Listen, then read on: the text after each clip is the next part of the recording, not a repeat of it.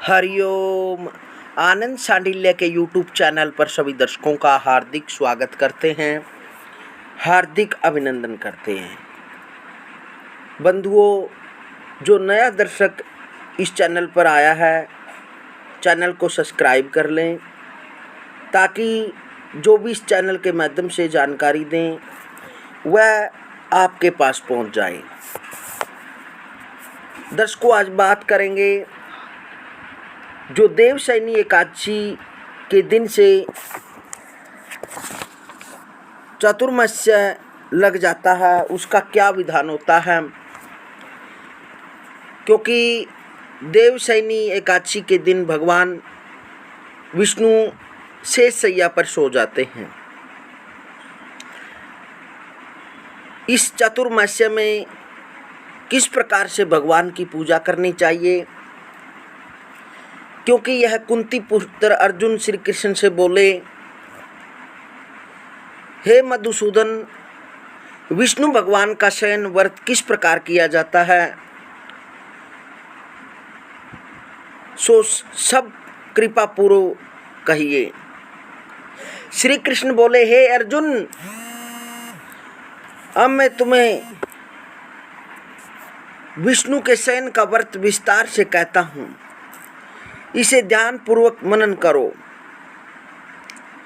जब सूर्य नारायण कर्क राशि में स्थित होते हैं तब भगवान विष्णु शयन करते हैं, और जब सूर्य नारायण तुला राशि में आते हैं अर्थात देव उठनी एकादशी, जब भगवान उठते हैं, लोंद अधिक माह के आने पर भी विधि इसी प्रकार रहती है। इस विधि से अन्य देवताओं का शयन न करना चाहिए। आषाढ़ मास के शुक्ल पक्ष की एकादशी का विधि पूर्वक व्रत करना चाहिए। उस दिन विष्णु भगवान की प्रतिमा बनानी चाहिए और चातुर्मास्य व्रत नियम से करना चाहिए। सबसे प्रथम उस प्रतिमा को स्नान कराना चाहिए, फिर सफ़ेद वस्त्रों को धारण कराकर तकियादार शैया पर शयन कराना चाहिए। उनका धूप दीप और नैवेद्य से पूजन करना चाहिए। भगवान का पूजन शास्त्र ज्ञाता ब्राह्मणों के द्वारा कराना चाहिए। तत्पश्चात भगवान विष्णु की इस प्रकार स्तुति करनी चाहिए, हे भगवान, मैंने आपको शयन कराया है, आपके शयन से संपूर्ण विश्व सो जाता है। इस तरह विष्णु भगवान के सामने हाथ जोड़कर प्रार्थना करनी चाहिए, हे भगवान, आप जब 4 मास तक शयन करें तब तक मेरे इस चातुर्मास्य व्रत को निर्विघ्न रखें। इस प्रकार विष्णु भगवान की स्तुति करके शुद्ध भाव से मनुष्य को दातुन आदि नियम को शुरू करने के पश्चात 5 काल वर्णन किए गए हैं। देवशयनी एकादशी से लेकर देवउठनी एकादशी तक चातुर्मास्य व्रत को करना चाहिए। द्वादशी, पूर्णिमासी और कार्तिक मास के शुक्ल पक्ष की द्वादशी को समाप्त कर देना चाहिए। इसके व्रत से समस्त पाप नष्ट हो जाते हैं। जो मनुष्य इस व्रत को प्रतिवर्ष करते हैं वह सूर्य के समान देदीप्यमान विमान पर बैठकर विष्णु लोक को जाते हैं। हे राजन, अब आप इसमें दान का पृथक पृथक फल सुने। जो मनुष्य देव मंदिरों में रंगीन बेल बूटे बनाता है उसे 7 जन्म तक ब्राह्मण की योनि मिलती है। जो मनुष्य चातुर्मास्य के दिनों में विष्णु भगवान को दही, दूध, घी, शहद और मिश्री आदि पंचामृत के द्वारा स्नान कराता है वह वैभवशाली होकर सुख भोगता है। जो मनुष्य श्रद्धा पूर्वक भूमि, स्वर्ण, दक्षिणा आदि ब्राह्मणों को दान स्वरूप देता है वह स्वर्ग में जाकर इंद्र के समान सुख भोगता है। जो विष्णु भगवान की स्वर्ण प्रतिमा बनवाकर धूप दीप पुष्प नैवेद्य आदि से पूजन करता है वह इंद्र लोक में जाकर अक्षय सुख भोगता है। जो मनुष्य चातुर्मास्य के अंदर नित्य भगवान को तुलसी जी अर्पित करता है वह स्वर्ण के विमान पर बैठकर विष्णु लोक को जाता है। जो मनुष्य विष्णु भगवान की धूप दीप से पूजा करता है उसको अंत धन मिलता है। जो मनुष्य इसे एकादशी से कार्तिक के महीने तक विष्णु की पूजा करते हैं उनको विष्णु लोक की प्राप्ति होती है। इस चातुर्मास्य व्रत में जो मनुष्य संध्या के समय देवताओं तथा ब्राह्मणों को दीप दान करते हैं तथा ब्राह्मणों को सोने के पात्र में वस्त्र दान देते हैं वह विष्णु लोक को जाते हैं। जो मनुष्य भक्ति पूर्वक भगवान का चरणामृत लेते हैं वे इस संसार के आवागमन के चक्कर से छूट जाते हैं। जो विष्णु मंदिर में नित्य प्रति 108 बार गायत्री मंत्र का जाप करते हैं वे पापों में लिप्त नहीं होते।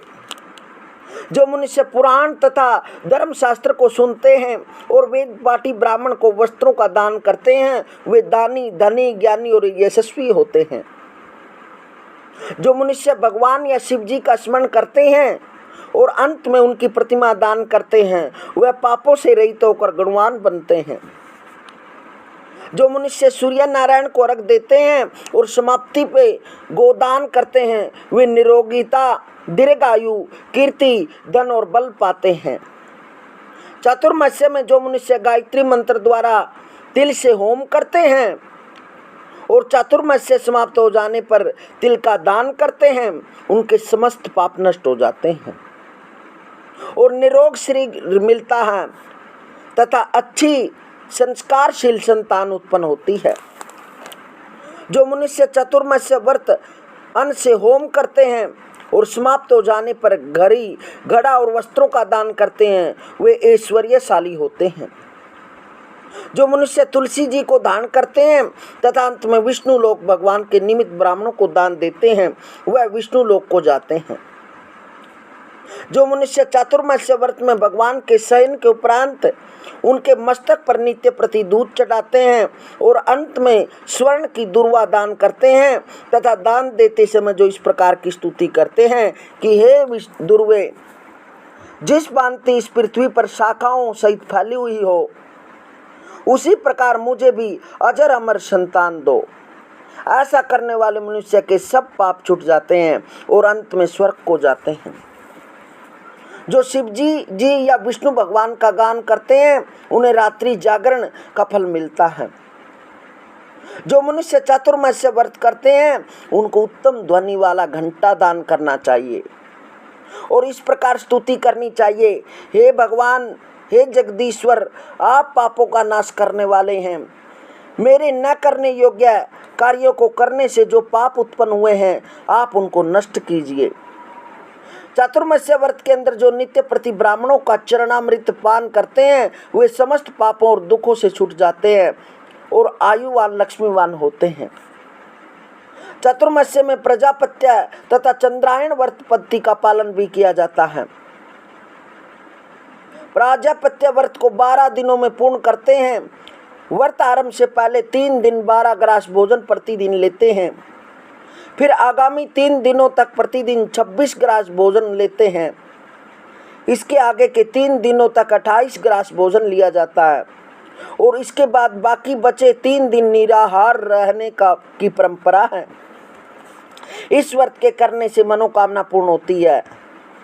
व्रत करने वाला साधक प्रजापत्य व्रत करते हुए चातुर्मास्य के हेतु उपयुक्त सभी धार्मिक कृत्य जैसे पूजन, जप, तप, दान, शास्त्रों का पठन पाठन तथा कीर्तन आदि करता रहे। हे अर्जुन, इसी प्रकार चंद्रायण व्रत भी किया जाता है। तो आइए चंद्रायण व्रत की विधि जानिए। यह व्रत पूरे माह किया जाता है। पापों की निवृत्ति के लिए किया जाने वाला यह व्रत बढ़ता घटता रहता है।